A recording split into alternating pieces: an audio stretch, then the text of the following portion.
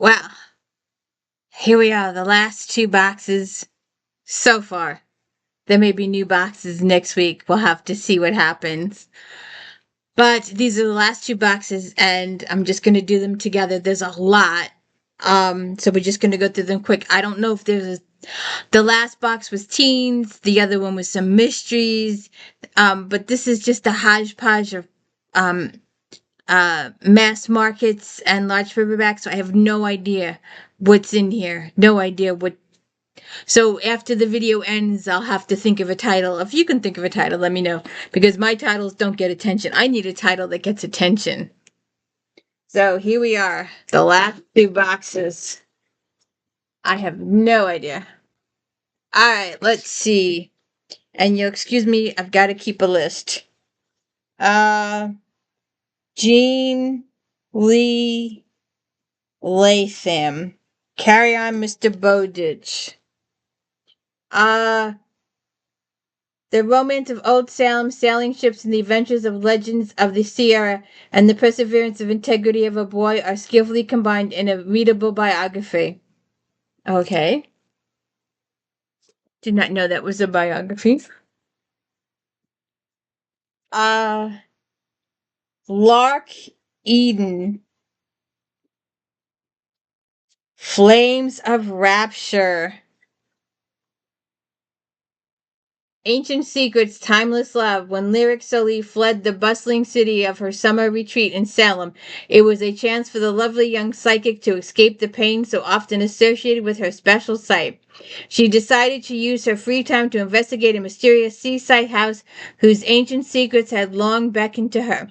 It was there that Lyric stumbled upon David Langston, the house's vile new owner, whose strong arms offered Lyric an irresistible temptation, and it was there that she discovered a dusty red coat, a centuries-old garment woven from the fabric of love and devotion. From the first time she laid eyes on her gifted hands on the coat, Lyric was determined to unravel the tragic history and relive the timeless passion that brought it into being.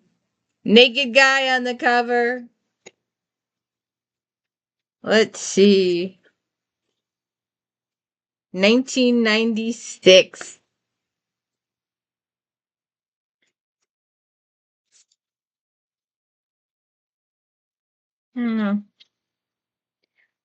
Janette Oki. Love Takes Wing. Belinda Davis is restless as her friends get married, have children of their own. She wonders what God has in store for her as a nurse seems dull and routine. She craves excitement and adventure. When she meets an elderly woman who needs nursing care, Belinda jumps at invitation to travel to Boston, a vibrant city so unlike the prairie town where she was raised. Opportunities for books, theater, and luxuries of life provided excitement for a time despite financial security, countless new experiences, and even some romantic romance. Belinda finds herself restless, lonely, and empty inside. Let's see. 1988.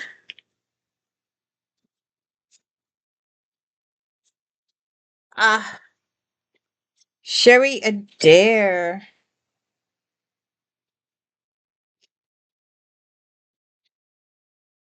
Autograph copy, Hush. Thrill seekers Zachary and Gideon Stark travel the globe in search of extreme adventure, but a trip to Venezuela to jump off the world's highest falls captivates them into a perilous game of life or death where they don't know the rules. A one-night stand that will change his life forever, kidnapped with a woman Zach knows nothing about.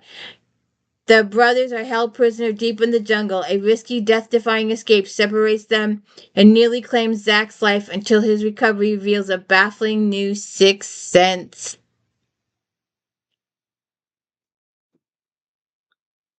Ah, Debbie Macomber.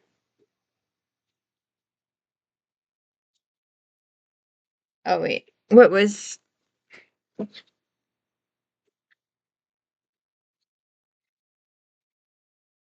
2011?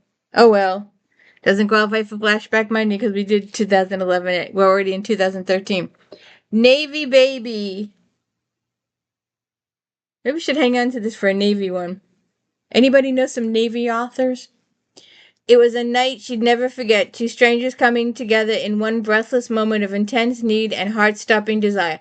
But now sheltered Hannah Raymond is expecting the child of rugged Naval seaman Riley Murdoch, a man she never thought she'd see again. Riley has been searching for the elusive Hannah for months, ever since that night of searing passion left him shaken to the very depth of his soul. Now fate has Riley reunited them, determined to give his child the chance he never had. Riley marries Hannah. 1991. Let's see. Kiss of Fire, Deborah Cook. When ace accountant Sarah Keegan decides to settle down and run her quirky aunt's new age bookstore, she's not looking for adventure. She doesn't believe in fate or the magic of tarot cards. But when she's saved from a vicious attack by a man who has the ability to turn into a fire-breathing dragon, she questions whether she's losing her mind or about to lose her heart.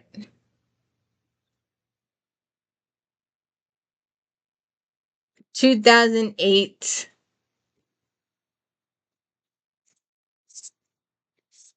Sarah Humphreys, Unleashed. Oh, I have this book. It's over there. Sarah Logan's childhood home from always been a haven, but everything changed while she was away. She has a gorgeous new neighbor, Malcolm, who introduces her to the amazing world of dream-walking, shape-shifting Amelvio clans. But what leaves her reeling with disbelief is when he tells her she's one of them.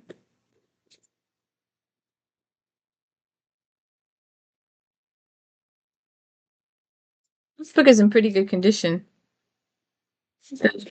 Look into that. Uh, Diana Palmer. Before sunrise. Since Jeremiah Cochise broke her heart, Phoebe Keller has devoted herself to her career. An expert in Native American culture, she has her doubts when an anthropologist claims to have discovered priceless artifacts on a nearby reservation. But before Phoebe can pursue the matter, the professor in question turns up dead, and the FBI sends Cortez to investigate. Cortez thought he left the past behind, especially his history with Phoebe, once she sparked his world-weary soul. But he had to walk away. Now seeing the blonde beauty digs up feelings he thought he'd buried for good. But he must keep his emotion in check. He has secrets, and one of them revolves around a child with eyes as dark as his own. Let's see what happens there. Ah, oh. Let's see how this works out here. FLANN O'Brien, the third policeman. Maddening and dizzying as heady and exhilarating as discussion near closing town in Dublin. The third policeman secures O'Brien's place, already indicated in at Swim Two Birds as the most original comic artist. Okay. There's no synopsis. 1976.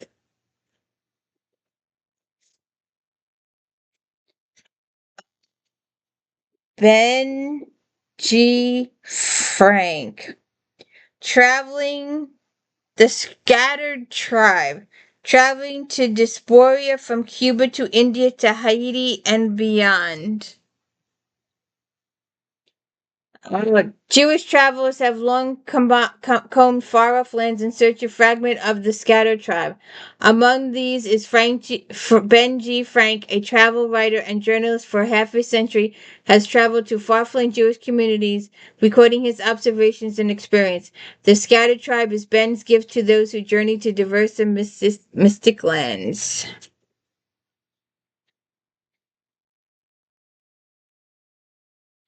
2012.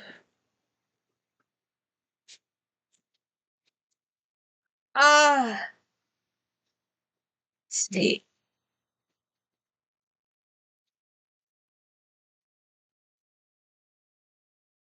This might be a keeper. We'll have to see. This has Rachel CAIN, Jennifer Estep, Kevin Hearn, Shannon Mcguire, and Rob Thurman.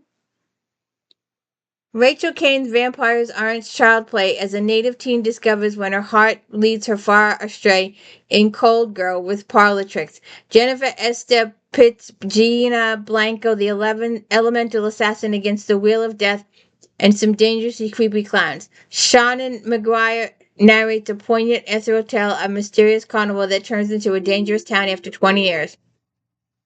In The Daughter of Midway, The Mermaid and the Open Lonely Sea, Kevin Hearn, Iron Druid, and his wisecracking Irish wolfhound discover the demon barker of Wheat Street that the impossible wholesome sounding Kansas Wheat Festival is actually not a healthy place to hang out with an eerie, unpredictable twist.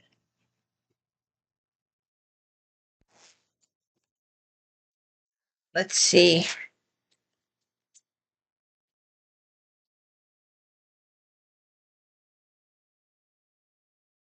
2013.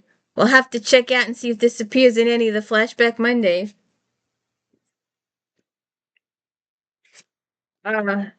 Janet. Oh, didn't we have it? Yes, we did. They called her Mrs. Doc. The only daughter of noted Montreal physician and educator Cassandra Dell Winston, inherited all the opportunities of Eastern society and affluence. Everything in her life had been cared for by doting parents, and if she married wisely, the best of society remained hers. There had never been a reason to think of any other life. Promising young interns were frequent guests in Dr. Winston's home, and the future looked bright as Cassie surveyed the possibilities around the dinner table. But youthful infatuations are left behind as she comes to know a serious, conscientious young doctor with an outstanding career before him. But when he discloses his intentions of doctoring in his hometown on the western frontier, she is filled with uncertainties. If she goes with him, will love keep her there? Dare she pray that it would only be temporary? After a time, he'll return to city practice. Don't know. Oh! Star Wars! Death Plague! Death Plagues take all Sith Lords before him, he craves absolute power. But like no Sith Lord ever, he possesses the ultimate power over life and death. Death Sidious, in secret, he masters the power of the dark side, while publicly climbing to the highest government office. James LUCENO. See. 2012.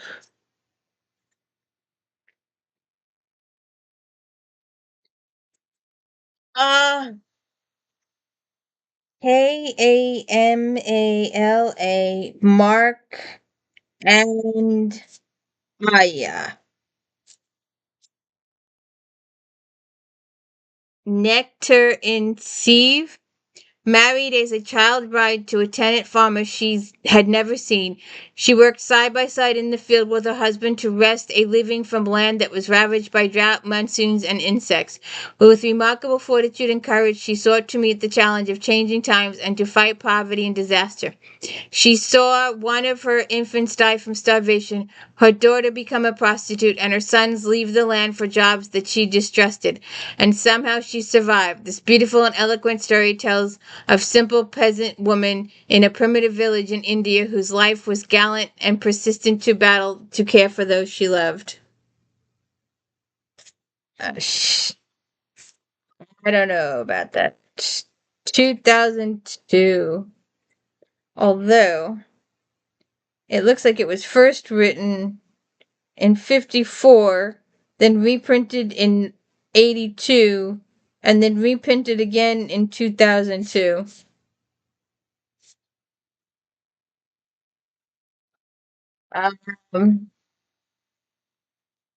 Grace Livingston Hill. Alone and penniless, she struggles to survive, never dreaming she'd be caught up in the warm glow of love.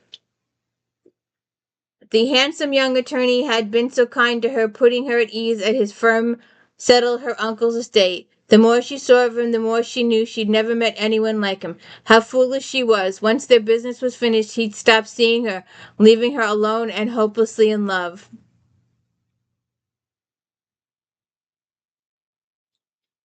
Okay.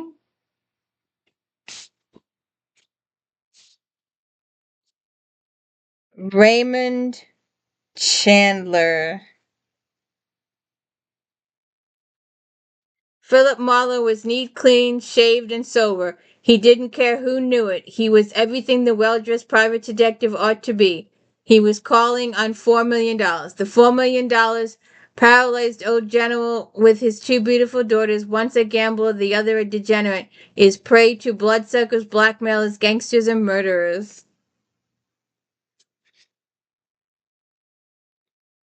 This is a reprint of a reprint of a reprint of a reprint, originally published in 1939.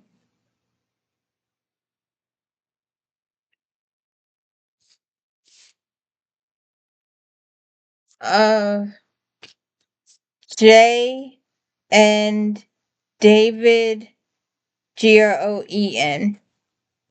Huey. He is one of the rugged few to know the secret thrill of combat flying, to experience screaming descents into hot landing zones, to practice assault troops. He has the clarity of mind to survive 7 days of horror in the Vietnamese jungle swamp, and he's got the guts to battle his own brass when a botched operation spells disaster for the men under him. 1984.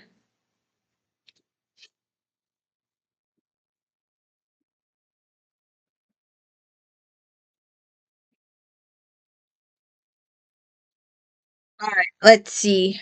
Hold on a second. Oh, let's get going here. Oh, Joseph W. Callaway Jr. Joseph Callaway Jr. Metcon First Light. December 1966, platoon leader Lieutenant Joseph Callaway had just turned 23 when he arrived in Vietnam to lead 42 untested men into battle against some of the toughest, most experienced, and best trained guerrilla soldiers in the world. Callaway soon learned that events in this savage jungle war were beyond his control, but there were one thing he knew he could take the best damn care of his troops he knew how. 2004. Ah! Nora Roberts. The Villa. I don't see a. There's no synopsis. You can't fill bottle wish fulfillments, but Mrs. Robert knows how to put it on the page. There's no.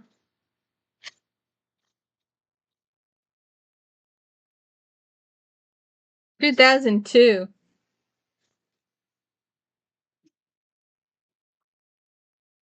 We could flatten out that cover. Uh.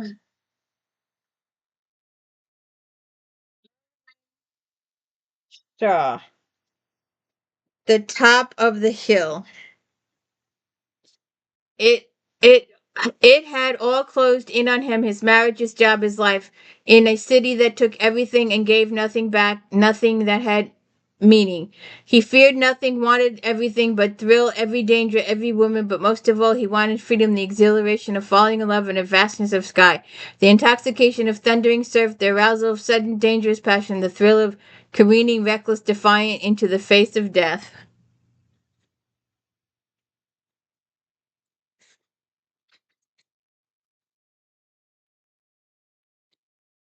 1979.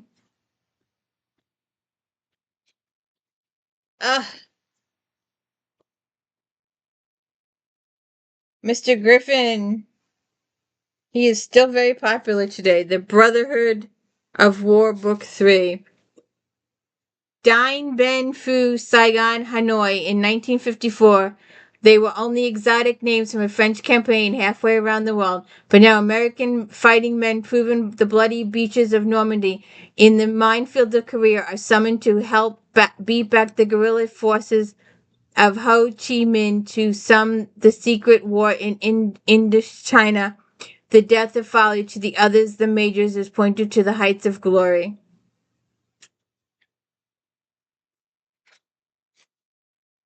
1983.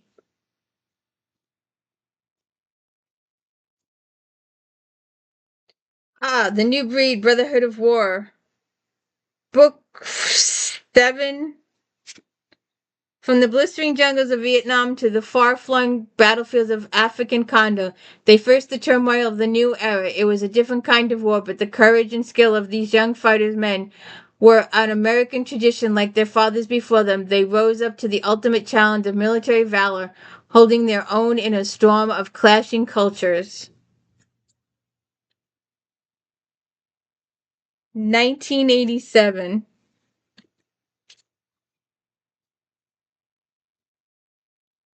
Frederick Forsyth. The Day of the Jackal.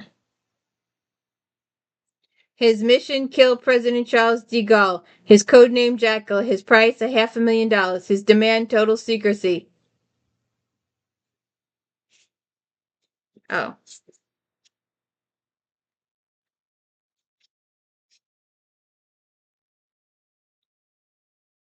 $1971. Iris Johansen. There have been a few of hers in this book series. The Wind Danger. In the Renaissance, Italy, intrigue is as intricate as carved cathedral doors, but none is so captivating as the sounding prize Wind Dancer, the lost treasure of family and of the men who will stop at nothing to reclaim it.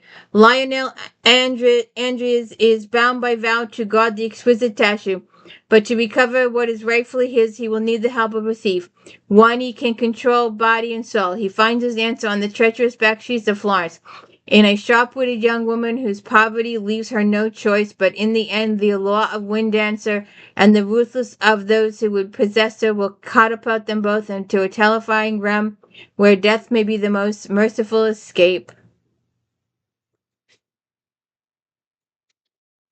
1991. Lord. Lawrence Sanders. The Seventh Commandment.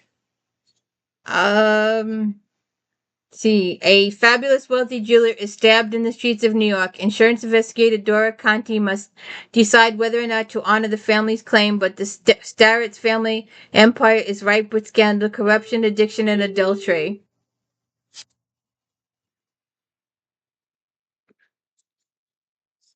Iris Johansen again. Storm Winds. Jean Mark Andrews wanted what his gut by his was by his right. He was seeking justice. He would use any means to get it. Juliet de Clement, confident of the royal family, could aid his search for the priceless treasure so many he'd killed to possess and died to protect. But in 18th century revolutionary France, a world of power and intrigue, soldiers and assassins, royalty and rebels, death could come in many forms and from any direction, and none more lethal or more likely than the person you trusted the most.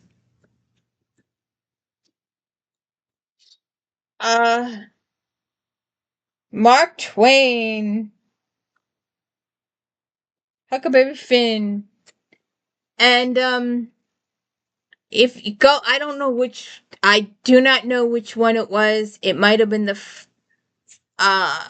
the one on the 9th of March. I'm not sure. My 9th or the 16th, maybe it was the 9th. But we had a book in here that was brand spanking new. And it was Huckleberry Finn in Spanish. I don't remember. I think it might have been the 9th. I'm not sure. If you're interested in seeing that. Oh, another Brotherhood of the War. They were professionals, the men who toughened by combat the mine-laden fields of Europe, in Korea, in Greece, in Indochina. Now, in the twilight of a dying decade, they must return to the States to forge a new type of American soldier, one to be tested on the beaches of Cuba. John LeClaire. The Russia House. The delicate chain of communication that beams this explosive message is up. All right. In the third uncertain summer of Petroskia and Glasnost, a small British trade fair in Moscow, a document changes hands that can alter the course of history. It delivers to the right person. The delicate chain of communication that bears the explosive message is made up of three very fragile, very human links. A Soviet physicist burdened with a secret knowledge, a young woman to whom the papers are entrusted, and Bailey Blair, the besotted and bewitted English publisher to whom the papers are addressed. 1989.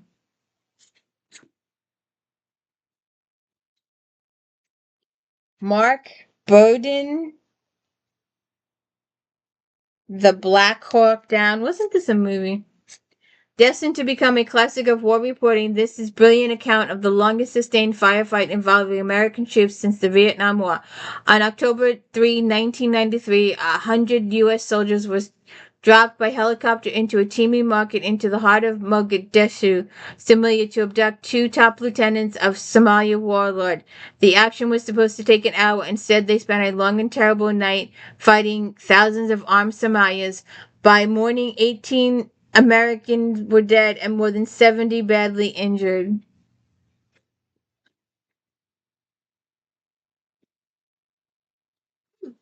The lady most likely, Julia Quinn. The lighter side of life. Hugh Dune, the Earl of Barley, needs a wife, so his sister hands him a list of delectable damsels to invite them and a few other gentlemen to a country house for what is sure to be the event of the season. I wonder if we could use this for Flashback Monday. Let's look. Nope. 2011. Already been there, done that. Demon Eyes, Camille Bacon Smith.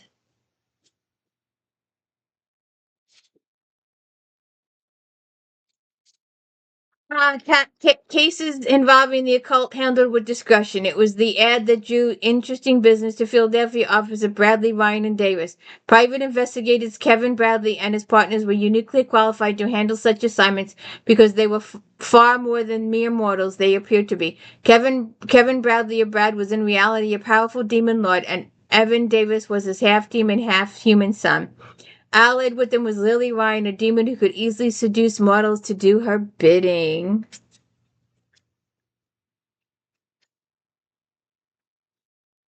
(1996)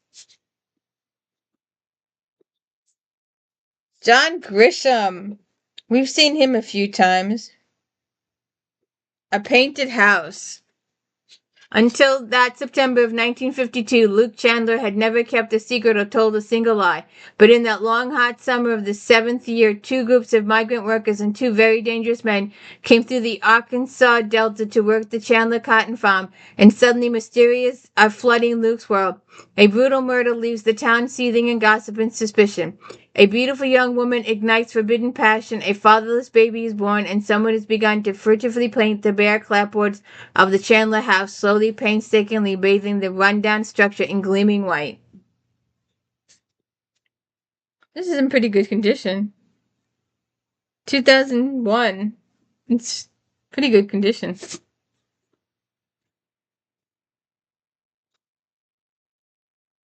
Nelson DeMille.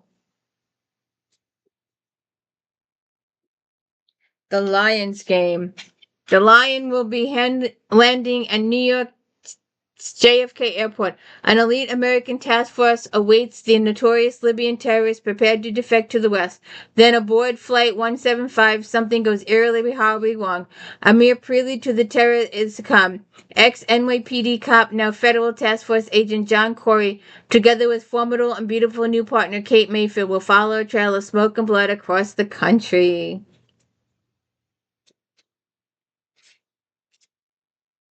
2000.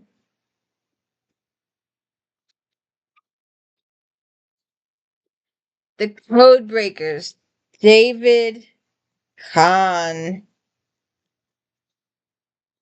Comprehensive and astounding, utterly fascinating to anyone interested in political or military history.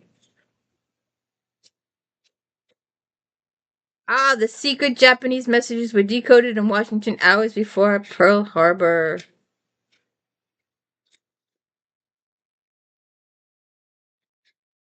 1967. A little on the yellow side. Ah, David Balbucci. Vega Jane was always told no one could leave the town of Wormwood. She was told that there was nothing outside but a forest filled with danger and death. She always believed it until the night she saw Quentin Herms run away. Vega knows Quentin didn't just leave, he was chased, and he left behind a trail of clues that point to a dark conspiracy at the heart of Wormwood. To follow the clues will attract the attention of influential people willing to kill to keep their secrets. David Balbucci.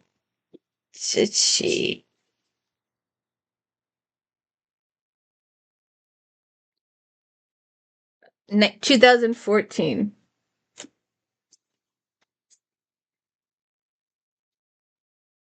I think we're gonna have to split this up. Webb Griffin, we've done The Secret Honor.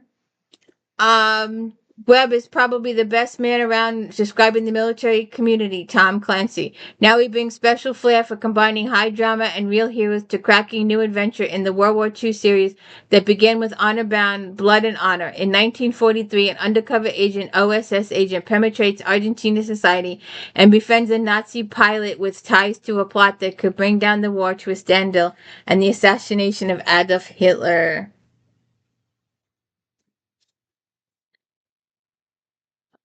Iris Johansen, Reap the Wind. Some could kill to know the Caitlin Varros knows. For secrets she's keeping hidden all her life are the kind that rich and powerful will do anything to possess. Yet not even Caitlin knows how much danger she is in or how much far someone will go to hunt her down.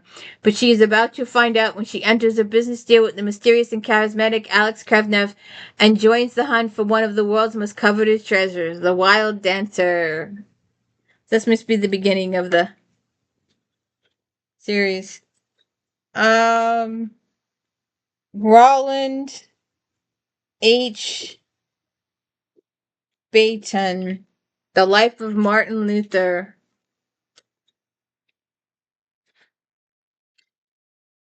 1950.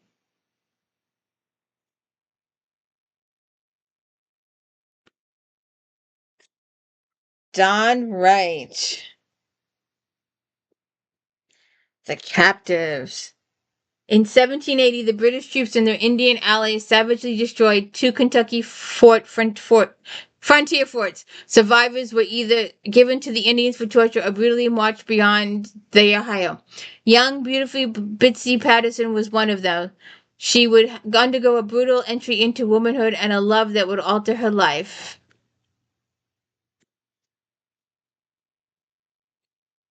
1987. Balducci, Simple Genius.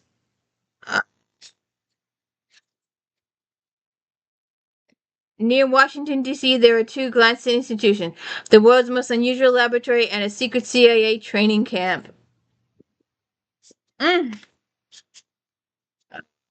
David Balducci. And we're down to the final books in this box. John Grisham again. In a crowded courtroom in Mississippi, a jury returns a shocking verdict against a chemical company accused of dumping toxic waste into a small town water supply, causing the worst cancer cluster in history. The company appeals to the Mississippi Supreme Court, whose 9 justices will one day either prove the verdict or reverse it. Renee Nan Thane, Snowfall on Heaven Point. And half of it's covered up by a sticker. Let's see if we can pull this up just a little so we can see what it says.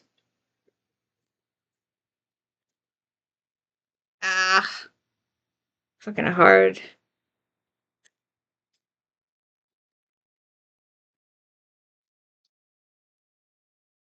Ugh. It's been 2 years since Andrea Montgomery lost her husband, and all she wants is for her children to enjoy their first Christmas in Haven Point. But then Andrea asked a friend for a favor to keep on her brother, Sheriff Marshall Bailey, who's recovering from a hit and run, and Andy would do anything for Win, even park her own misgivings to check on her grouchy, wounded brother. Let's see what year is this. 2016. We may see this in Flashback Monday. Well, that's the end of this box. Did you see anything interesting? Were you surprised? I don't think they were all fiction. There were some historicals, some military, some biographies, kinda, sorta. I'm not exactly sure. But we've been here long enough. We'll come back next week for the final box. Have a good one.